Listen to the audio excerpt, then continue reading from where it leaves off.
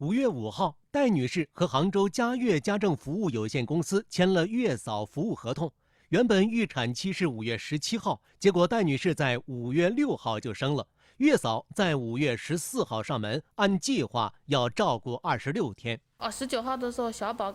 我感觉他有点鼻塞感冒了，然后我跟月嫂说，月嫂说不是，然后这一天当中呢，我都反复都问了好几次，他说不是。等到第2天的时候，我感觉他这里有点喘了嘛，我说是不是喘了？他说不是，小孩子就是腹式呼吸。戴女士说，5月19号宝宝就有点不对劲儿，听月嫂这么说，最后就没有去医院。到了第2天傍晚，她拍摄了一段视频，宝宝的呼吸已经有点像成年人打呼噜的声音。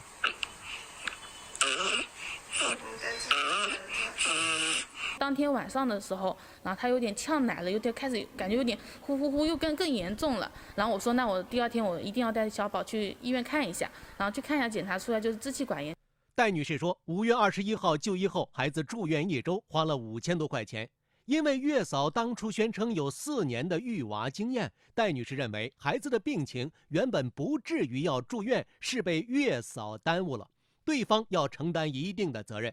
杭州嘉悦家政服务有限公司在杭州临平区3曹街，负责管理的潘老师提供了月嫂的高级育婴师证、母婴护理技能证书、健康证和岗位专业资格证书。我是负责带他小宝的，他大宝是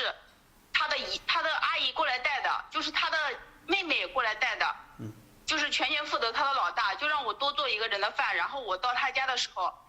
他家老大就已经感冒了，因为他妹妹也有个小孩子比他家老大还要小一点，意思就是他妹妹怕他家老大传染给他的小孩子，所以他妹妹不来了。然后我说的意思就是老大感冒了肯定要隔离开，他的意思就是没人带，基本上就是我就是做饭，有的时候给他大宝打理一下，然后洗衣服这些东西。他的意思就是我不要你抱他，也不要你碰他。我说我不希望你老是去抱他，老是动不动去抱他，因为有些月嫂，我当时住院的时候，月嫂就动不动抱着小孩子到处乱走。我跟他是这么说的，我把这件事也跟他讲了。为什么会介意这个？